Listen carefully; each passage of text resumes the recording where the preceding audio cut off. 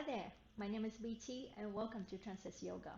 In this video, I will break down for you Chaturanga Dandasana, or four-limbed staff pose. Chaturanga Dandasana is one of the foundational poses in yoga. You go through it a lot, or you use it a lot in a Vinyasa flow, in Sun Salutation, Surya Namaskara. It requires a lot of shoulder strength, arm strength, and also core engagement. So in itself, it is a full body workout. I will show you the full pose and also the variation for the pose. I will also show you how to go into the pose from different positions. For example, from high plank, lowering down, from the floor, pushing up, and also from standing forward fold, jump back. So feel free to sit back and watch. We call this watch asana. And whenever you think you get it or you're ready, try it out.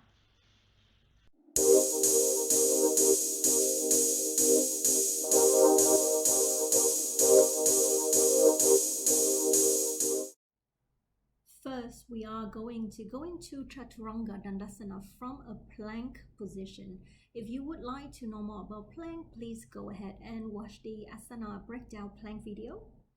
So in a plank, make sure you engage your core as you push the floor away, creating a little bit of a round back in your upper back.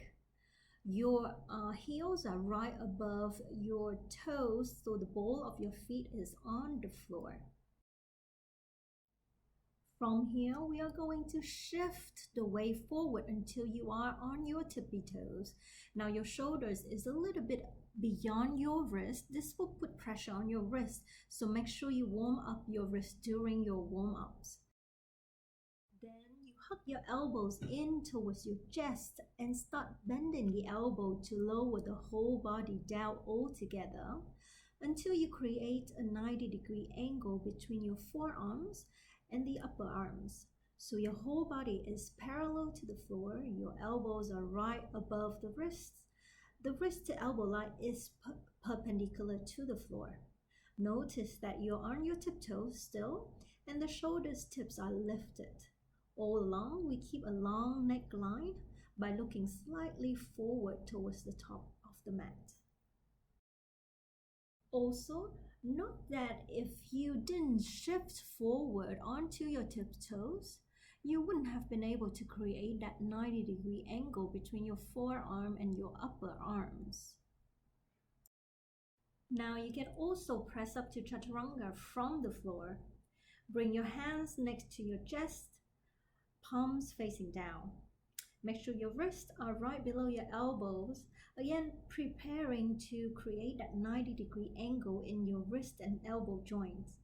Tuck your toes so that the balls of your feet are on the floor, the length of your toes on the floor. Take an inhale, press into your palms, draw the navel in towards the spine, and push your whole body up all together in a parallel line to your high plank. Lastly, there will be situations where you find yourself jumping back into Chaturanga from a standing forward fold. Inhale to a half lift. Exhale, place your palms beside your feet so that the fingertips and the toe tips are more or less in line. Bend your knees as if you were sitting on a chair. Then lean your weight forward into your toes and palms. Raise your heels up, press into the palms while keeping the elbows bent, and jump back, landing onto your toes lightly as silently as possible. To make the jump silent, you would have to lean a lot into your palms so your wrists are bearing your weight. So again, make sure that you have previously warmed up your wrists before trying this. If you don't lean forward, it's hard to stop the body at Chaturanga, easy to drop everything down to the floor. Note that you jump straight into Chaturanga and bypass plank.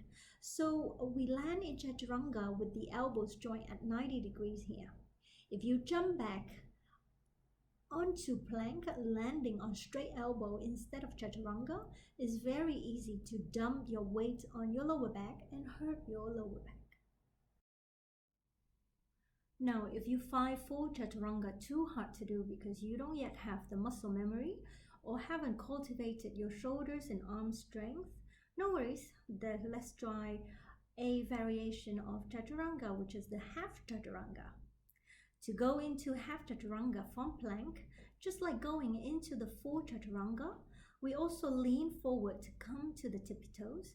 Then from here, the difference is that we are going to lower both knees down before we hug the elbows into the chest, draw the navel in, and start bending the elbows to lower the upper body down until you have the upper body from the crown of your head to your hips, parallel to the floor. To push up to half chaturanga from the floor, we also start with the hands beside the chest, tuck your toes, and this time we keep the knees on the floor as we press into our palms to push the upper body up in one straight line until the elbows are straightened. Half chaturanga is a great starting place to train your shoulders and arm strength, especially when you do a few reps of lowering down halfway through, not all the way to the floor, and then pushing right back up.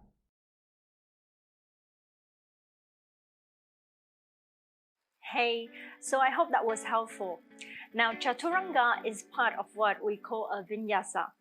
In a vinyasa class, teacher will say a lot of vinyasa through. So when a teacher say vinyasa through, you usually come from down dog, roll forward to plank, lower down to chaturanga, then shine the heart forward to cobra or upward facing dog and push it right back to down dog. All right. So now you've learned chaturanga.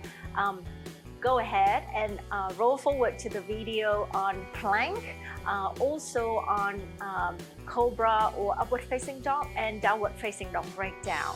Now, if you like this video, please go ahead and like that, hit that like button below, and also subscribe to our channel. Remember, if you have a strong foundation, your practice, first of all, will be safe, and second of all, you will progress a lot better. Bye for now.